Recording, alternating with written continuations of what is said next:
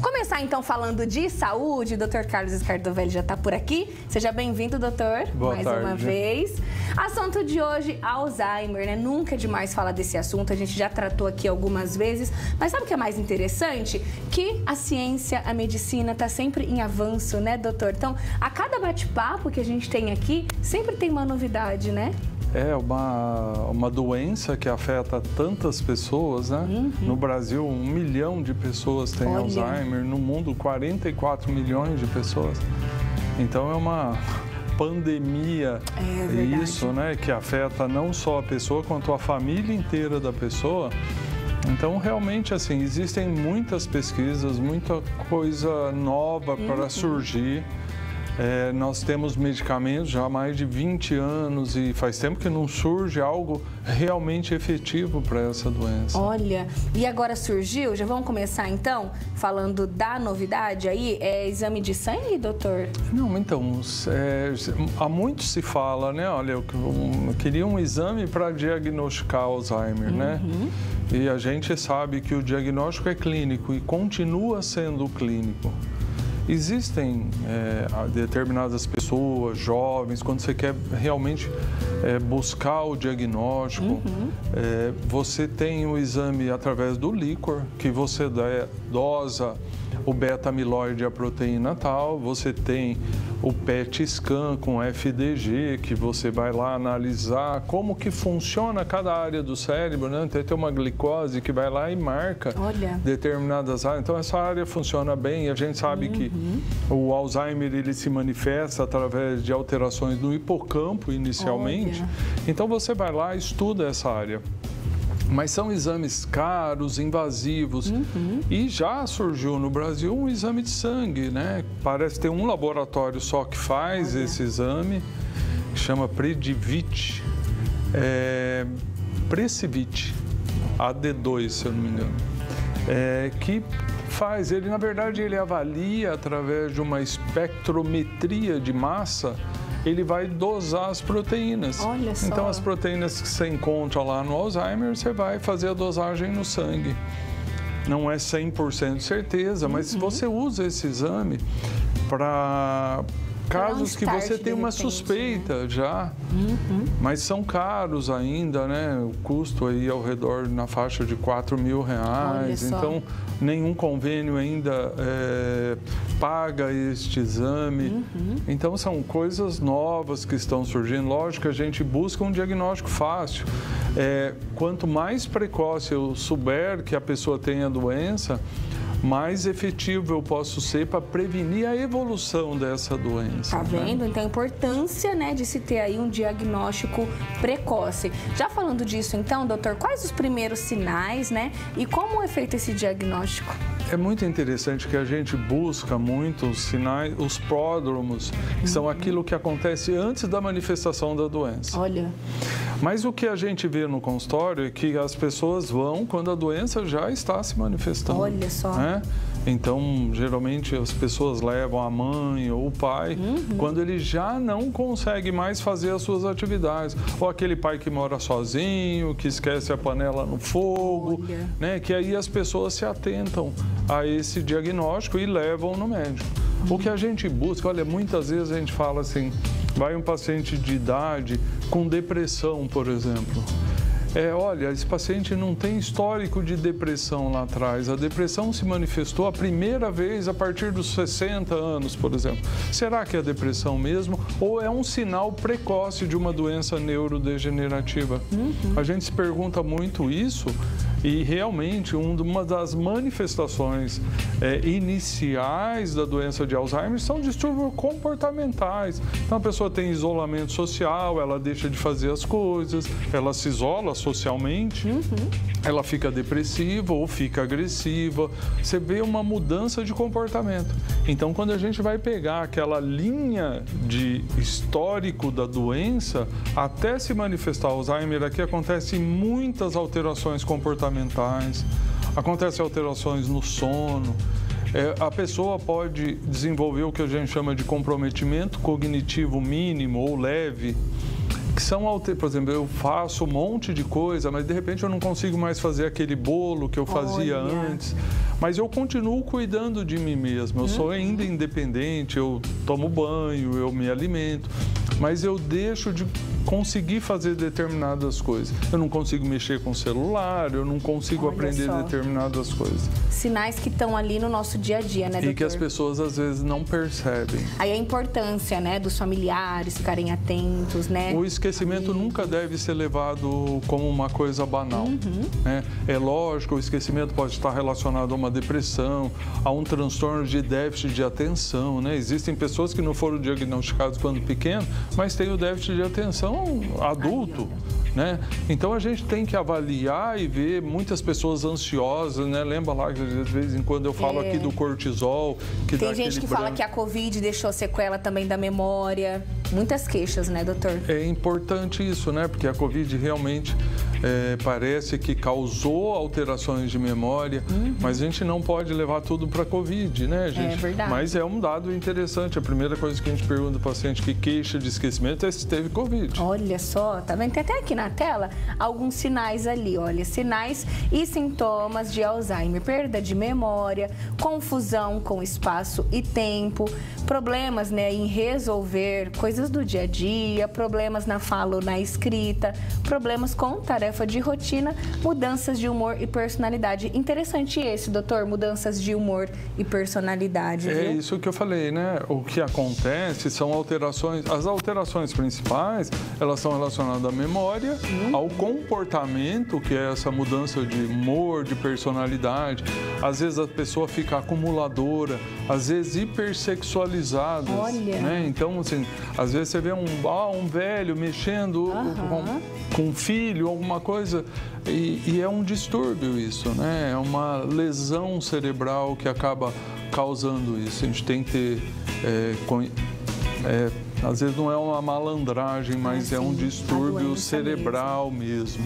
Você entendeu? Vamos entender aqui como que funciona no cérebro. A primeira imagem, tá? Pode colocar pra gente entender. Ali, olha, um cérebro normal e um cérebro com Alzheimer. Por que essa diferença, doutor? Então, você vai vendo uma atrofia, né? Igual uma uva e uma uva passa, né? O cérebro vai perdendo neurônios e vai ficando nessa forma. Se você vê esses buracos que tem dentro do cérebro, esse buraquinho que tem embaixo aí é onde está o hipocampo, por isso que ele aumenta o tamanho, né? Que é a primeira área afetada no Alzheimer. O hipocampo é aquele que forma a memória recente. Por isso que o primeiro sintoma é eu esquecer aquilo que acontece no dia a dia, coisas recentes. E aí a pessoa passa a lembrar muito mais daquilo do passado, né? Porque como não está formando novas memórias, às vezes as pessoas chegam no consultório e falam: doutor, não é Alzheimer, porque ele lembra tudo do passado, ele lembra da infância dele, ele conta tudo. E realmente isso parece que a memória... Esquece coisas atuais. Esquece as coisas atuais. E parece que a memória do passado, ela se aflora. Isso num primeiro momento. E depois até essa vai embora a capacidade de localização, de raciocínio. Então a pessoa se perde dentro de casa, não reconhece às vezes o filho. Olha, e na verdade, assim, eu já comentei aqui várias vezes que a gente passa isso dentro de casa com a minha avó. E na verdade tem até um outro lado, eu falo a questão do comportamento, né? A questão de que mexe com todo mundo, com a família. É triste também, né, doutor? Tem essa parte também é triste a gente ver isso acontecer, né? A pessoa ir perdendo a memória e chegar nesse ponto. Muito claramente a gente vê faixas etárias na nossa população. O Brasil é um país subdesenvolvido, em desenvolvimento, né?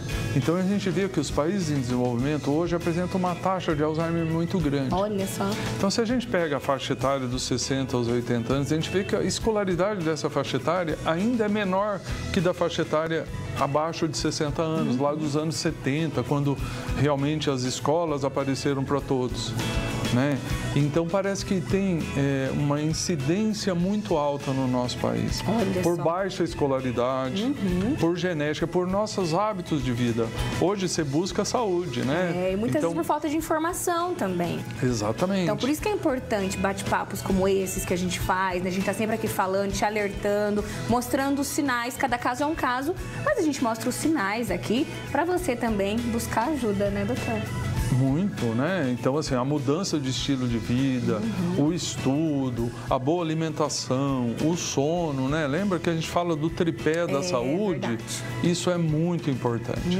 A gente precisa, os países desenvolvidos, os Estados Unidos, os países europeus, no início teve uma grande incidência dessa doença e como são pessoas mais estudadas, isso hoje está mais estabilizado. No nosso país, a gente vê que a medicina evoluiu muito, então ela tem permitido que as pessoas vivam muito mais. Uma média das mulheres hoje é viver em torno de 79 anos. Olha só. Né? E isso tende a aumentar.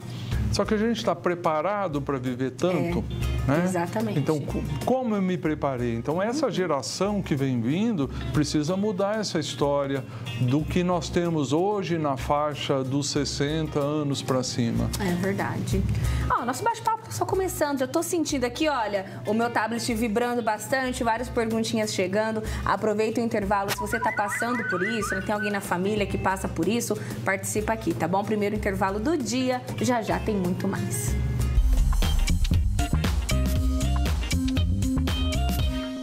Tá hoje falando sobre Alzheimer, falando de tratamentos, novidades também, a medicina, a ciência avançando cada vez mais. Coloca aí pra mim na tela, está a última imagem aqui pra gente discutir com o doutor e também daqui a pouquinho eu vou começar a fazer as perguntinhas de vocês. O que seria isso, doutor? Fase ligeira, a moderada e fase grave. Explica pra gente. O que você tem é aquilo que a gente falou, olha, primeira fase, você tem um acometimento do hipocampo, uma alteração da memória, uma alteração comportamental.